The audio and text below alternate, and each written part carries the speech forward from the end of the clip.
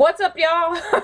This is Nature Girl 30 here after a week hiatus, and you guys have still been sending me questions. Even though that week has passed, y'all are awesome, and I thank you so much.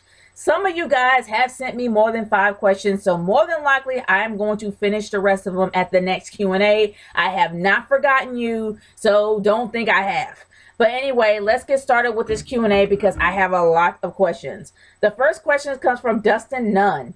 Your question for me is this: why do WWE fans hate John Cena so much? Okay, I did a video on this about 2 years ago about why fans hate Cena. Some people don't like Cena because he's a cookie cutter, regular old vanilla baby face that has absolutely no changes, the same 5 moves of doom. Some people don't like John Cena because it's booked as a superhero. Some people just don't like John Cena, period. But honestly, y'all, I'm gonna be real. I got no beef with the dude. Don't get me wrong. I did not like him during Survivor Series. He seemed very condescending as well as very self-righteous in his own right. And it's a given that during that time, he cared only about himself getting a championship, other than the guys that were actually sacrificing their jobs for him. That's the only thing that pissed me off about John Cena at that point in time. But honestly, on the real, I got no beef with the dude. At least I have to have respect for John Cena. The fact that he stays true to who he is, and he doesn't deviate for anyone. I gotta have mad respect for somebody like that. Because you see somebody that doesn't like your character, they're gonna up and change on the fly. He stayed true to who he was, and hey, I gotta give mad props to that. Seriously, that's what I do. But if it's something I don't like about the character, and I did a video on it of why I don't like John Cena's character at Survivor Series, there you go. But I don't like the way he's booked, but it's not like I don't like the guy. I don't like the way they're booking him, but I don't like the guy. Some people just don't like the way he's booked, but then for some reason they're kind of merging the two. You can't merge the two. John Cena's a man. He's John Cena the man. He will always be John Cena the man at the end of the day. And then there's John Cena the character on screen. You don't have to like the character, but don't hate the man, especially if you don't know him. But that's just me. But and I think I've talked too much on that, but yeah, I think some people like him for random reasons, even though for me, in my opinion, I don't think that anybody has literally any logic of why they hate the guy anymore. That's how bad the hate has spread. But that's just me. Moving on from there to my friend NJ Brady, one half of the British Fist. I have not talked to this guy in a while, but he is awesome. Check out some of his videos on his personal channel, as well as checking out some of the British Fist Q&As, especially the little parody that they did on the Vaudevillains. It's amazing. I always laugh every time I watch it. It's hilarious. So check out the British Fist channel, especially that parody that they did on the Vaudevillains. It's really funny. But let's get started NJ's questions. And NJ, you sent me a lot, so I'm probably just going to answer 5, and then I'm going to answer the rest on the next Q&A. Okay. Thank you for loving my Q&A series. Okay. First, create a new tag team using the current roster and explain why these two should be together. Oh boy. The one thing I would say is Heath Slater and Damien Sandow. If Sandow's still there. I have no idea if Sandow's still there. But his whole Macho Man gimmick that he had before, I really feel that he just needs to start being Damien Sandow and somehow make that work. Him and Heath Slater definitely needs help because he can't get over without a group either. So I think these guys can actually pair together and become a great tag team. They're great performers in the ring, even though that Heath Slater has the whole one-man band gimmick. I mean, but he's still a great performer. He was part of the Nexus, for crying out loud. So I think that him, once he decides to be serious about his game and wants to change it up, the same thing with Damien Sandow, him wanting to change his game up. I think pairing the two together would be great. So yeah, those are my two people, Damien Sandow and Heath Slater. If they're still there, I have no idea. Recreate the Authority, keeping Triple H and Stephanie as the two heads of the faction. Oh boy, I kind of wish the Authority would go away, but okay. When you create the Authority, there has to be the strongest players in the game. Pretty much it has to be like the corporation. All the champions pretty much on the same side with the Authority. Now, let's I'm gonna be unrealistic here because I know this is not gonna happen. But if it ever does, it actually will be interesting to see John Cena be on the side of the Authority. John Cena as well as Brock Lesnar. And have two of the biggest beasts. Well, you have the beast and then you have the champion pretty much being with the Authority. I don't want the Authority to be a huge mass of people like it usually has been, like 8 folks or 6 folks. Let's just leave it down to maybe 5. So of course we'll still have Kane there, but then having John Cena as well as the Beast Brock Lesnar, yeah, that's kind of awesome. That will make the Authority extremely powerful. Not only if John Cena had the title, yeah, that will make him extremely powerful. Or if Brock Lesnar had the title, and then you had John Cena had the IC belt, that would make him even more powerful. But that would make them to have 2 champions on their side. So yeah, those are the people that I would pick. Triple H, of course, would be at the head, and more likely Stephanie would be at the head. Triple H would be at the tail. Come on, that's how it is, man. Unless Stephanie leaves, we know that Triple H is not the head dog. We know that Stephanie is. But besides all that, with those 2, and then you had John Cena, Brock Lesnar, and also Kane, it will make it pretty powerful. So that's my recreation of the Authority. Your next question for me is from the current roster. Who do you wish was in a better place right now, but the WWE has let down?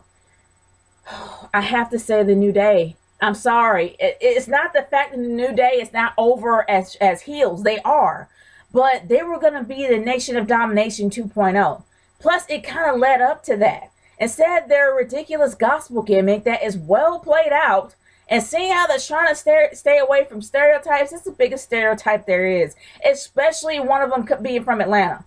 But yeah, and Kofi Kingston is the biggest one that's been let down. And as well as Xavier Woods. Xavier Woods came fresh out of NXT, but he had to be paired up with R-Truth, even though he was well okay on his own without anybody there.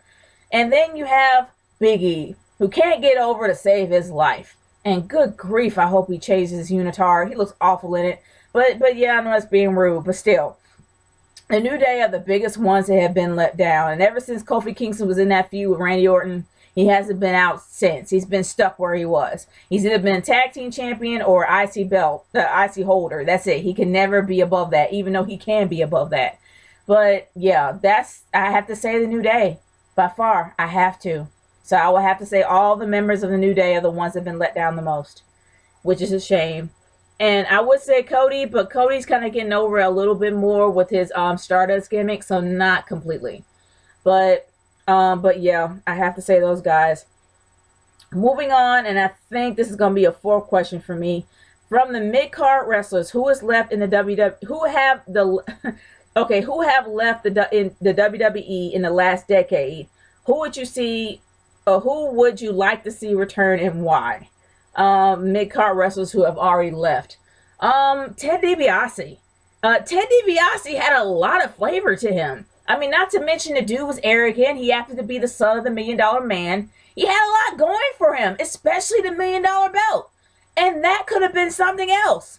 But then they kind of let him down. I would love to see Ted DiBiase come back. But I guess he made his decision to stay gone. I think he just wants to be a dad. If that's the case, I have no idea the reason, but that's just my assumption. I know he's had a child, but that child has to be a little bit older by now. But regardless, I would love to see Ted DiBiase return. He had a lot of flavor when he was in the Legacy, when he was in Legacy with Randy Orton and Cody Rhodes. He had a lot going for him. It was actually geared up for him to be pushed. But it's just a shame. He fell short, and then he turned face, and then he just vanished. That's a shame, but I would love to see him come back. I really, really would. But that's the main guy I would love to see come back. And I will have this next question for you. This next question will be your last. You have a lot more, but that'll be for next Q&A. Who is your favorite wrestler or two within the WWE right now, and why? Oh boy. Most of these people that I love the most are from NXT. I definitely love Charlotte. By far, I love Charlotte. I really do. Charlotte, it's amazing how she is able to blend not only wrestling techniques, but gymnastic techniques as well. This chick can scrap. I love her. I really do. And the next person that I really admire the most, well, I mean, it's a toss up between Becky Lynch and the boss, Sasha Banks. Like, seriously, I love Sasha Banks' attitude. I love it. She knows she's great. She knows how to dish it out. Like, she says she's great and she proves she's great in the ring. I love Sasha Banks. I really do. But I guess I have a little bit more, but I love Becky Lynch because I love Becky Lynch's heart. She has a lot of heart going into the game. Even though she knows she may not win, she still gives it her all. I love her. I really do. But let's move away from the Divas, and I'm going to go to one tag team. Okay, two tag teams. Yeah, okay, maybe one. One that I have a little bit more favor than the other. I love Enzo Amore. Don't get me wrong. Enzo Amore is hilarious. He is funny. He really is. But coming from the Jersey Shore era, you get tired of that crap really quick. But you have to admit, somebody who literally has their own catchphrase is a paragraph long, and every single person in that crowd knows it. That shows how well over you are. So I gotta give some mad props to Enzo Amore. I really do.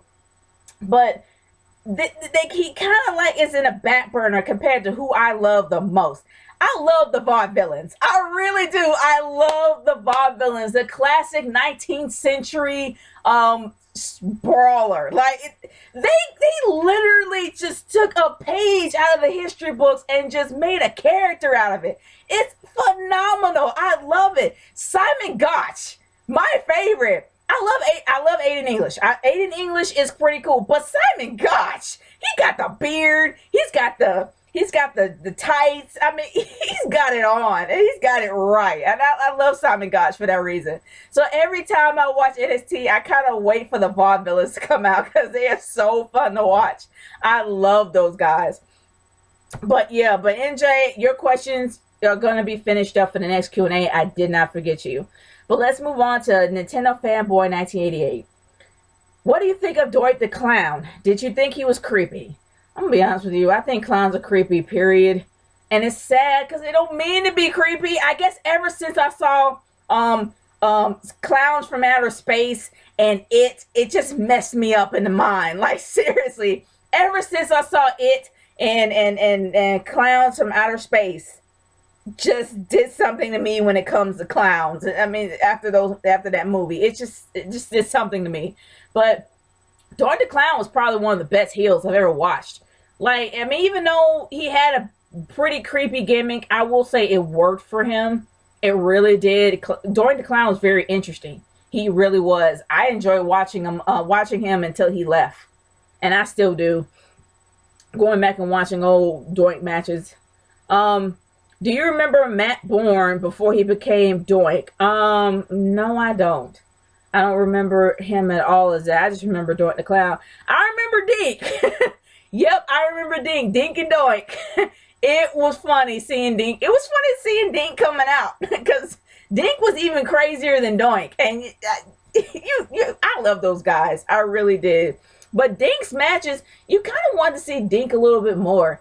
But there were times that I actually didn't see Dink. I would love to see Dink in his own match. But him coming out to be an distraction was even better. It really was. I enjoyed it. It was fun.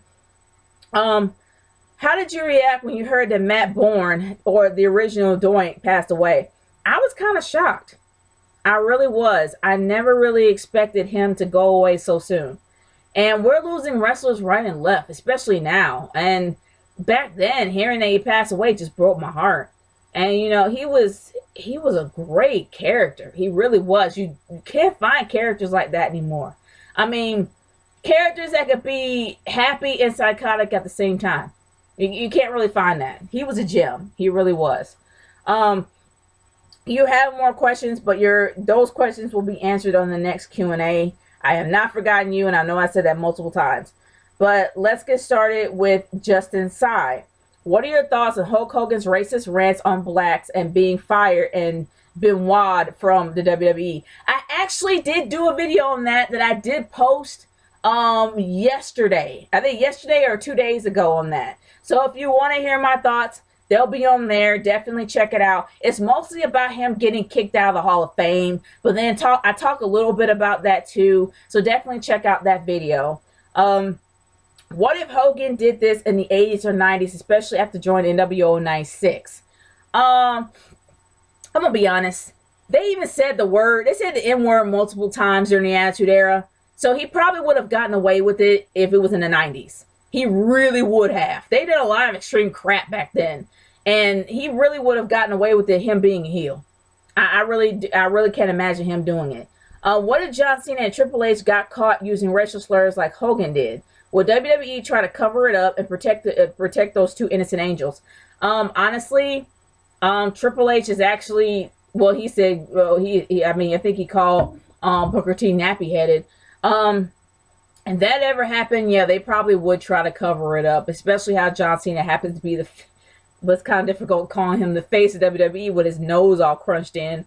But regardless of that, I will say that, will they cover it up? They could have. But these days, Triple H is the COO of the company.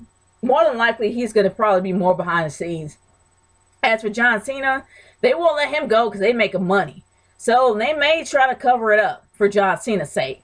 But Hulk Hogan's, been there, done that, got the t-shirt. He's been gone. He's a retiree. He's an active retiree. He's easy to fire, if you honestly think about it. But yeah, if Hogan was actually still working for them and he was still making the money, they might just cover it up. But now that he's an active retiree, no, he's easy to cut. He really is. He's expendable. Have you ever used a racial slur at the privacy of your own home against any other race other than your own? No, not really. I mean, me living in the South, you would think that I would use it every day, but no, I really don't. Because honestly, hearing that stuff all the time, I just like whatever. But regardless of that, me personally, no, I have not used a racial slur or anything. I don't even know that many racial slurs to even use them. I really don't. There's a lot of racial slurs that I don't even know about, that I really don't use and don't really want to find out about. Your last question for me is, will we ever see Hogan again in a wrestling ring after this? No, not for a while. I think Hogan is going to definitely kind of keep his head covered and try to keep his distance from wrestling altogether, because he's kind of in the same boat Cosby is right now. So he's definitely keeping his distance, and it's just something that's going to have to pass over. But I really don't think that Hogan's going to be gone for long. But I do think that for right now, they just don't want anything to do with him. Okay, the next set of questions comes from Little Fish. Thoughts on Mario Jannetty? Mario Jannetty was a great performer, especially when he was with the Rockers, and with Shawn Michaels when they were in the Rockers, like in the 80s. He was great. He really was. But I was going to bring up in your second question, but I'm just going to tell you your second question. Do you think Mario Jannetty would have become a big or bigger star than his former Rockers tag team partner, Shawn Michaels? No. Shawn Michaels had flair, he had personality, he had edge. Mario Jannetty was just a straight-laced kind of guy. He was kind of a cookie-cutter, boring, kind of vanilla face. That's pretty much what it was. He wasn't anything interesting about Mario Jannetty until Mario Jannetty feuded with Shawn Michaels. That's the only way that we saw a different side of Mario Jannetty, a little bit more aggressive side of him. But other than that, he was boring. So I really don't think he'll become a bigger star unless he changed it up and completely changed his attitude and his gimmick and everything. I really think that's the only way. He may have surpassed, well, no, I can't even say he'll surpass Shawn Michaels, because Shawn Michaels for the last 3 decades has done nothing but surpass other wrestlers, especially surpass himself. So do I think he had an opportunity to literally surpass or go over Shawn Michaels? No, I'm sorry. He's a great wrestler. He'll probably be able to get himself over, but not over Shawn Michaels. Not by far. But your next question for me is, would a mentally retarded gimmick like Eugene get over in today's standards? No. Shoot, everybody's afraid of even saying the word. I mean, everything is racist now. Every little small detail is racist. Every little thought is racist. Do you honestly believe, as scared as this nation is for saying anything, do you really think that they're going to allow a mentally retarded guy or a mentally challenged guy, whatever you call it now, a mentally challenge guy up there. Like, I mean, I don't even know the difference. I really don't. But everybody is so afraid of speaking their mind that everything is going to come out racist. And I highly doubt that they're going to have anybody up there that actually represents anyone who is disabled mentally or whatever have you. They're not going to touch it because they'll be too afraid. Even though I really thought that Eugene was mentally challenged. I thought that Eugene I really thought he was mentally challenged. I really did. And, but he wasn't, I guess. But either or, do I really think they're going to do it? No. Everybody's too afraid. Seriously. They're not going to have a retarded guy up there. They're not. But do you think they should remake GTA San Andreas for PS4? I really think they should move on. Seriously. They're already overdoing it with San Andreas. I mean, not San Andreas. They're already overdoing it with GTA 5.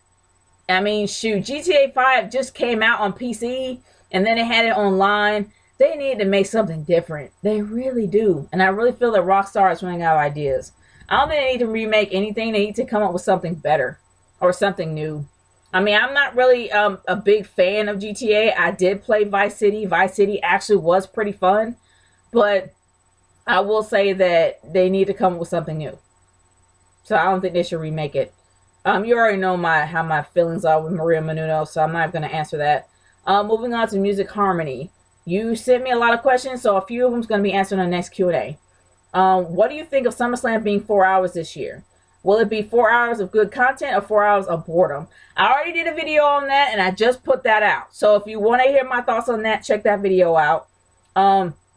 Which YouTuber would you like to visit from another country? From another country, I would say this. If I ever had a chance to go abroad and see and visit any YouTuber I wanted, it would definitely be those that I had made friends with from the UK. By far. I would love to go to the UK and meet the British Fist, as well as meeting Freddie Thomas, who's now the the CC Network. I would love to meet Freddie, and I would love to meet NJ and Daniel. I would also love to meet James Morehouse. The guy is brilliant when it comes to his thinking. He's well planned out, well versed, and have a huge, vast knowledge on wrestling. I would love to be able to talk to him. I really would. There's a lot of great YouTubers in the UK, and I would love to be able to meet them all. It would really be awesome. So yeah, that's what I would love to do if I ever had the opportunity to go abroad. I would love to meet those guys. Seriously. Also, Samuel Shaw. He's no longer on TNA, by the way. I wouldn't know. I don't have Destination America, and I can't even watch it. But Samuel Shaw was a very creepy character. I mean, there was nothing endearing about him. I mean, shoot, he was stalking Christy Hemme for months, and that alone was just psycho. I mean, it took Mr. Anderson to do something about it. Seriously, honestly, if he's gone, I'm kind of happy he was, because he was uber creepy, still uber creepy. Even if they tried to change his character, they couldn't. The guy was sick. Seriously. I didn't like his character at all. Our next question for me is, what if the big WWE show, what if at a big WWE show, a performer was performing and one of the hit songs on stage, and all of a sudden the stage collapsed? Okay, I wouldn't be surprised if that happened. I mean, shoot, that happened with the Big Show, but that was a strategic move when the Big Show and Mark Henry just collapsed the ring altogether. But if that did happen, of course, people will take pictures of it. It'll be all over Twitter, just like that guy that got hit by the car door. I mean, that was all over Twitter within a few hours. So with social media being as quick and being as well at your disposal as it is now, you can just have an app on your phone and boom, social media. So yeah, I mean, it will pretty much be on the news instantly, especially if it just started going way past that mark. But that's just me. I mean, the media will react and media react. Tragedy at 11. Moving on from there, and I will answer your questions on the next Q&A. When was the last time you had a horrible nightmare? 2 years ago. The nightmare was so bad, I don't even mention it to anyone this day. I really do. It terrified me. I couldn't sleep for days. I would go into detail, but honestly, I don't even want to think about it. I just don't. And I'm being real here. I really don't want to think about it. But they should send me those questions. Allergies, sorry. The next set of questions comes from Ray Bucia. Do you see what did you see what happened to John Cena's nose? That it was broken in half? Yes. It looked weird. Oh my gosh, his nose looks so strange. He doesn't even look like the same dude. He really don't. The bridge of his nose is completely cracked. It was all moving like to the left. Well, it's like that. Well, it's like this is it's the opposite of. But either or, it was all to the left. It was pushed to the side. It was weird. It really was. And was it a result of karma? No. I'm just going to say it was a result of Seth Rollins not really knowing his own strength, and he broke his face. So let's just see how that happens. Seriously. That looked freakish. Like, it looked freakish. And I know that John Cena's going to be gone for a while because the broken nose is a big deal. But I wonder how he's going to look when he gets back. Like, once his nose and the bridge of his face is all healed up, I'm curious to see how he's going to turn out. Like, how his face is going to look after it's all healed up. Because you know, after you break your nose is formed is not usually the same. You can't ever get that form back. So I'm curious to see how his nose is going to look. I'm just curious. But moving on to Final Limits. Thoughts on Piper's passing? Well, I guess when you sent it was probably on July 31st. I found out when I was visiting my folks. Well, not really visiting. I was helping out my family. But I found out on Twitter while talking to my friend, Mr. Griffin. And honestly, man, I had no idea. Like, it was like, no, I think I found out from Largest 85. Largest 85 actually sent a tweet, and that's how I found out that Piper passed. Then after that, you had Diamond Dallas Page 2 minutes later talking about how Piper passed, and then it just kept going from there. I found out from Largest 85. So if you want to, I guess if you want to find out some inside stuff, check out Largest on Twitter. Follow him on Twitter. That's how I found out the news. I found out through Largest 85 on Twitter. So thanks, dude. You really kept me to date. I mean, it's a shame that it happened. And I know I sound happy that Piper passed, and I really wasn't. It was kind of a somber day. I mean, shoot, we just lost Dusty Rhodes. Now we got Piper's gone. I mean, shoot, no more Piper's Pit. I mean, the dude was awesome, and it was heartbreaking. It really was. We just lost Dusty. Now we lost Piper. Dang. Man, these wrestlers are dropping like flies. It just breaks my heart sometimes. Yeah, a lot has happened in 2 weeks. I mean, we've lost two of the most beloved wrestlers in wrestling history within a week of each other. It was just, man. I mean, it may have been longer, but gosh, it's been so much. It's just been a lot going on. Dawson the Lion called Cecil, who got killed by a dentist who was a hunter. Good grief. The cat suffered 40 hours before being decapitated. He cut off. Oh, gosh. Look, all I know is that when I actually saw it on the news, I really didn't know what was going on. But he ended up doing it in Africa. And the fact that I'm like, that's just sad. I mean, okay, I understand if you got a hunted animal for food and try to feed your family. I get that. But I never have been fans of hunters who literally take the heads of animals as trophies. I mean, for crying out loud, there's a reason why animals are on this earth. They are. And I'm not saying that, we all should eat all these animals. I'm like, no. I mean, use it if you have a necessity, that's fine. Do it for necessity. But for a trophy, especially in an area that it were lions in their own habitat, in their own home. And lions are not that easy to come by. I could be wrong, but honestly, if there's not a reason, leave them alone. Especially if it's a male lion. Leave them alone. Leave them alone. And it really did break my heart to hear that happen. I'm not in an uproar like Betty White, but I know that I'm the type of person who's like, look, waste not, want not. And I know that sounds really harsh to say, But I come from, like, in the South, you know, they live off the land, and they hunt because they hunt for food. They hunt for their families, and you know, they hunting deer and hunting bear and all that other stuff. But they use every resource. And honestly, for animals, even though they're beautiful to view and they have a purpose on this earth, not only for sustenance for when we need it, but also they have a bigger purpose here. It breaks my heart to know that somebody just didn't care much about them and just used the head as a trophy. I don't like that. I don't agree with that at all, and I think it was wrong. But it was in Africa. Who knows? They probably bent the rules a bit. I don't know. I don't know the full story, but I know I don't like it, and I think it's sad. But that guy's already facing a lot of heat, and I don't think it's going to end. I don't think it's going to be well for him. I really don't think it is. Um, Especially if you got the president after you. Or the prime minister. I think it's either prime minister or the president that actually made an announcement. But either or, it doesn't look good for him.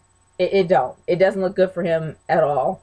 Um, are you shocked? Okay.